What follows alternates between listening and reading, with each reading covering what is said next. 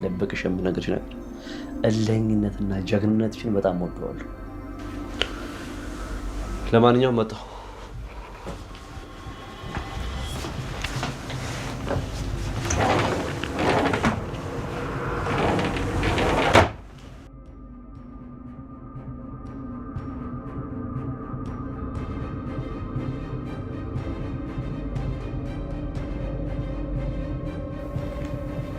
እኔ የምልህ ቆይ ስምህ ማን ነበር ያልከኝ? ስሜ ምን ይሰራልሻል? በቃ ጠበቃው ብለሽ ጥሪ። እሺ ጠበቃው፣ በባለፈው ነገር ይቅርታ። እሺ ለምኑ? ባለፈው ልታቅፈኝ ስትሞክር ለተፈጠረው ነገር ነው። ችግር የለም። እሺ እና አሁን አታቅፈኝም? ምን ነው ልትሞች? እስቲ ተስፋ ቆረጥሽን? እቀፌ በእናትህ። ወይኔ ልቀፍህ። ዝና ወጥቷል፣ አይመለስም። አይ ምንም ሳይለኝ ነው የወጣ። ይቅርብኝ በእናትህ። ዛሬ እኮ የመጨረሻ ቀኔ ናት። ዝናስ?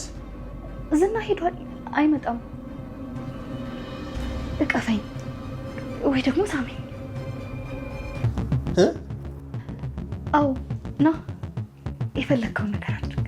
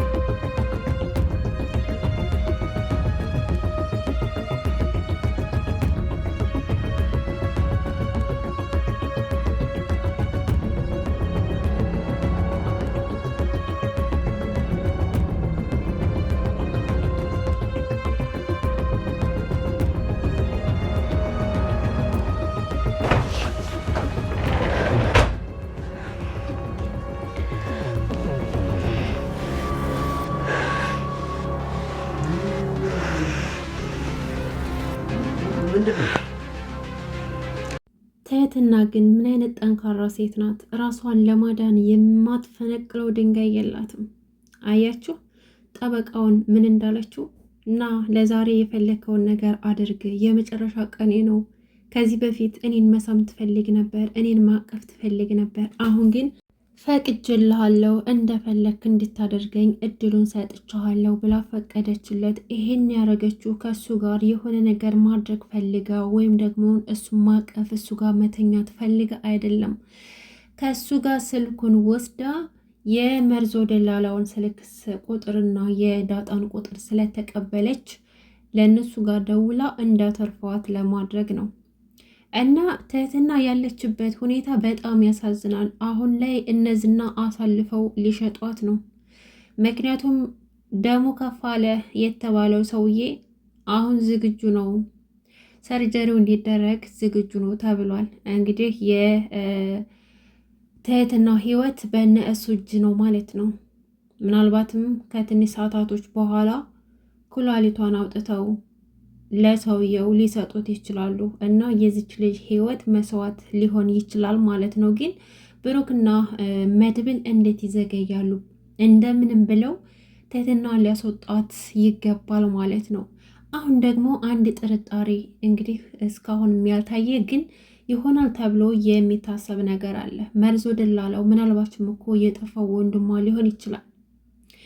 መርዞ ደላላው እና ትህትና ተገናኝተው ነበረ። ይህም የሆነው ደግሞ ዝና መርዞ ደላላውን አግቶ እቤቱ ድረስ በወሰደው ሰዓት ነበረ እና በአጋጣሚ ተገናኝተው ነበር እና ከዚህ ካለህበት ቦታ የሚፈልገውን ነገር አድርግለትና ውጣ ስትለው ነበረ እና እሷም በህይወቷ ላይ ምን ያክል ተስፋ እንደቆረጠች ነበረ። ነገር ግን ብሩክን ያስወጡት ሰዎች እነማን እንደሆኑ እና እነ ብሩክን እንደሚያውቃቸው ስትሰማ ትልቅ ተስፋ አደረባት። ምክንያቱም ከዛ ካለችበት ያወጡኛል ብላ አስባለች። እነሱም አስበዋል። በእርግጥ ግን በጣም እየዘገዩ ነው እና የትህትና ጉዳይ መፋጠን አለበት ባይ ነኝ።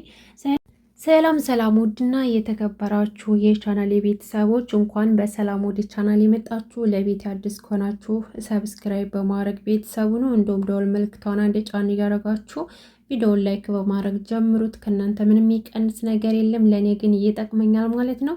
ምሳሌ ድራማ፣ ተወዳጁ ምሳሌ ድራማ እንደቀጠለ ይገኛል።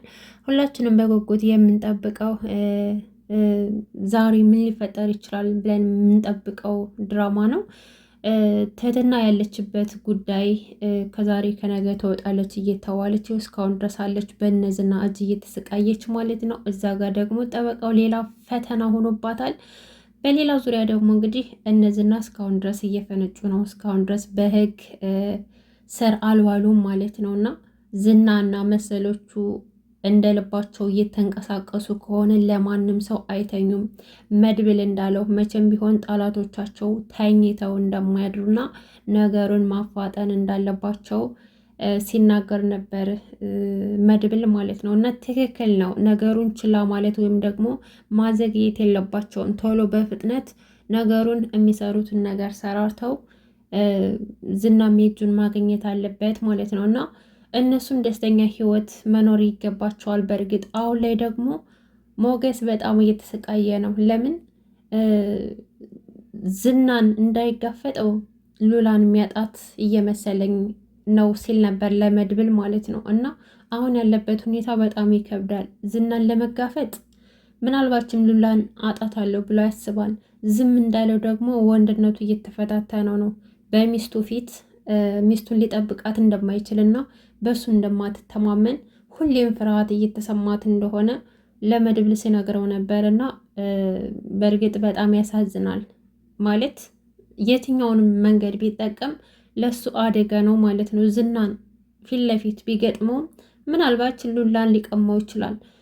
ዝም ቢለውም ደግሞ እንደዚህ በዚህ ልክ ዝናን እየፈሩ ከቦታ ቦታ እየሸሹ እስከ መቼ ድረስ ነው?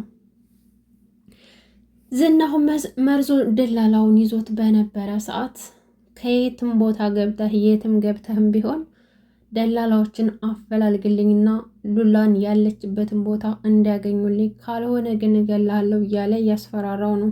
መርዞ ደላላው ደግሞ ከታገተበት ቦታ ለመውጣት ግዴታ መስማማት አለበት ማለት ነው። ያንን ካላደረገ ህይወቱ አደጋ ላይ ነው። ያንን ደግሞ ለማግኘት ሉላ የት እንዳለች አሁን አያውቅም። ምክንያቱም ዳጣ ለሞገስ ስለነገረችው ሞገስ ሌላ ቦታ አመቻችቶላታል። ነገር ግን አሁንም ሰላማዊ ህይወት እየኖረው አይደለም። ሁሌም ፍርሃት ነው። ኮሽ ባለ ቁጥር ካሁን ዝና መጣ እያሉ ይፈራሉ። እና ይሄ ነገር መቼ ነው የሚቋጨው? ዝናና መሰሎቹ መቼ ነው የሚታሰሩት? ሲቀጥል ደግሞ ሞገስና ሉላ መቼ ነው እንደ ሰው ሰላማዊ ህይወት የተረጋጋ ኑሮ የሚኖሩት? መቼ ነው? እስከ መቼ ድረስ ነው በዚህ ልክ የሚፈሩት? እና ሁሉንም ነገር መጋፈጥ አለባቸው። ዝናም የእጁን ማግኘት አለበት። እንግዲህ ቅድስቴና ብሩክ ደግሞ ፍቅራቸውን እያጣጣሙ ነው። ነገር ግን ከምን በፊት ሽማግሌ ላኩና በክብር ነው የምታገባኝ፣ ካላገባኝ ምንም ነገር ማድረግ አልችልም ብላ እንግዲህ ሴትነቷን እያስከበረች ነው። መሆንም ያለበት እንደዛ ነው።